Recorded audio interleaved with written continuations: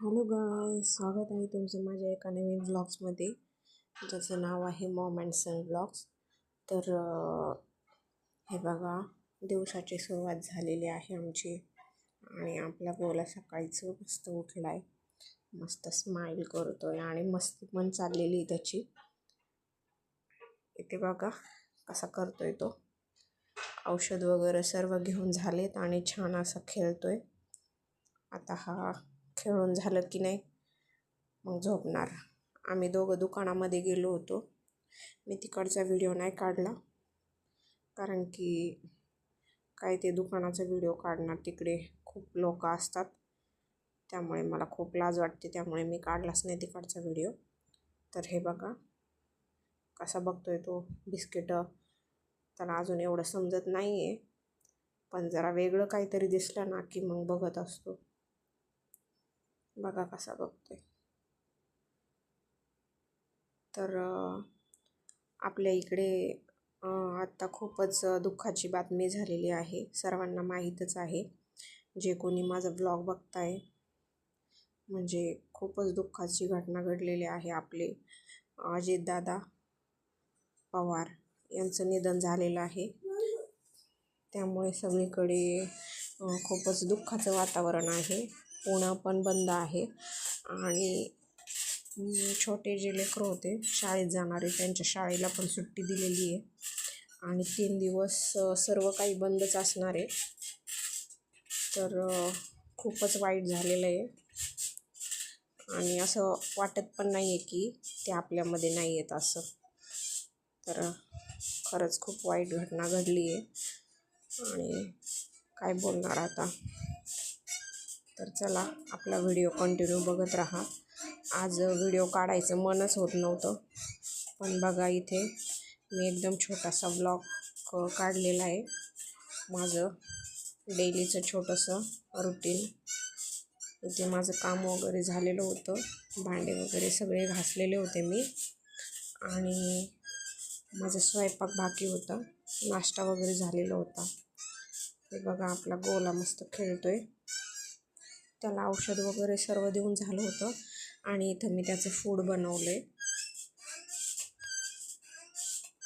हे बघा आपलं दूध पण आता माशी पडली. हे बघा आता मी माझ्या गोलाचं फूड बनवणार आहे आणि मी तुमच्यासोबत व्हिडिओ शेअर करणार होते की मी ते कसं बनवलं आहे, परंतु आता मी नंतर एकदा तो व्हिडिओ शूट करेन. आता हे बघा मी इथे कढईमध्ये थोडंसं पाणी टाकून घेतलं आहे उकळण्यासाठी आणि त्यामध्ये मी ते जे सॅरलॅक्स बनवलं आहे घरी ते मी त्यामध्ये ॲड करणार आहे.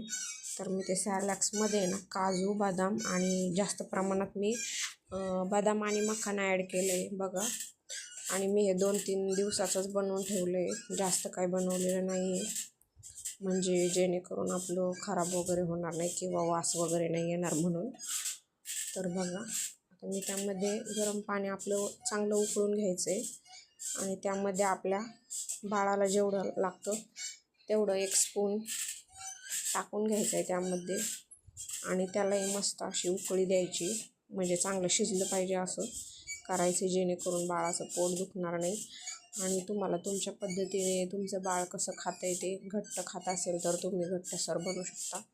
आता मी तर सुरुवातीला पातळच बनवणार आहे, जास्त घट्ट नाही बनवणार कारण की त्यामुळे बाळाचं पोट वगैरे दुखू शकतं.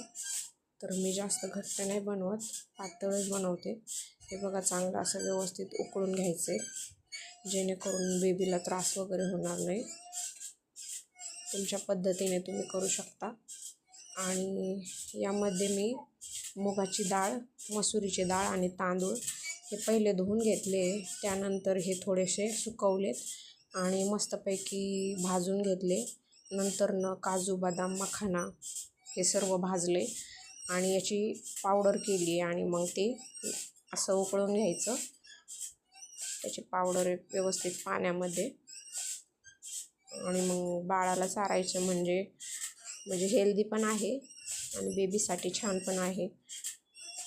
हे बघा एवढ्या प्रमाणात मी करून घेतलं आहे, जास्त घट्ट नाही बनवलं मी कारण की जास्त घट्ट खाल्ल्याने पोट वगैरे दुखू शकतं, त्यामुळे जरा मी पातळच बनवले. तुम्ही तुमच्या पद्धतीने बनवा. हे बघा आता यामध्ये तुम्ही तूप वगैरे पण ॲड करू शकता, पण मी केलेलं नाही आहे कारण की अजून मी त्याला एवढं काही तूप नाही चारत.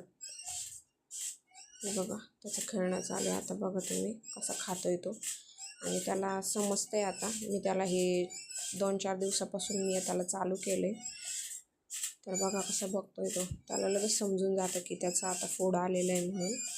तर बघा कसं बघतोय तो, त्याला समजलेलं आहे. आता मी हे थंड करून त्याला चारते. बघत राहा व्हिडिओ, आणि जे कोणी माझ्या ब्लॉग नवीन बघत असतील तर लाईक करा, आणि तुम्हाला ब्लॉग कसा वाटला ते मला नक्की सांगा. हे बघा कसा खातोय आता तो, आणि थोड्या प्रमाणात चारायचं बाळांना, डायरेक्ट असं चारायचं नाही जेणेकरून ते बाहेर फेकून देतील. थोडं करून चारायचं. तर बघा मस्तपैकी त्याचं खाणं चाललेलं आहे. आता इथे तो त्याच्या पोटामध्ये असला ना की तो लगेच झोपून जातो, आणि खाल्ल्यानंतर व्यवस्थित ढेकर वगैरे देऊन घ्यायचं आहे, आणि मगच बेबीला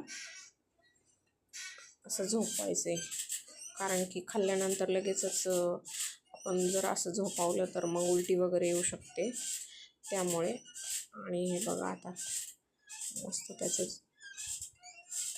झोपलेला आहे तो. बाळाचं पोट भरलेलं असलं ना की मग छान झोपतात, त्रास वगैरे पण देत नाही. हे बघा शांत झोपी गेला आहे. आता हे सगळं आवरून घेते मी, पसारा झोपलेला आहे तोपर्यंत सर्व आवरते.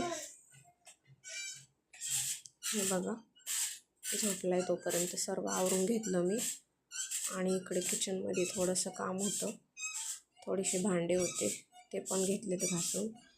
गॅस वगैरे क्लीन केला आहे, दूध वगैरे पण गरम केलं आहे, आणि काय आता एक भाकर टाकणार, आणि मला दूध भाकर खायला खूप आवडते. हे बघा भांडे वगैरे पण लावून घेतले. तर चला, तुम्हाला व्हिडिओ कसा वाटला मला नक्की सांगा. जर तुम्हाला व्हिडिओ आवडला असेल तर नक्की लाईक करा, कमेंट करा, शेअर करा, आणि जे कोण चॅनलवर नवीन असतील तर त्यांनी सबस्क्राईब करा. बाय.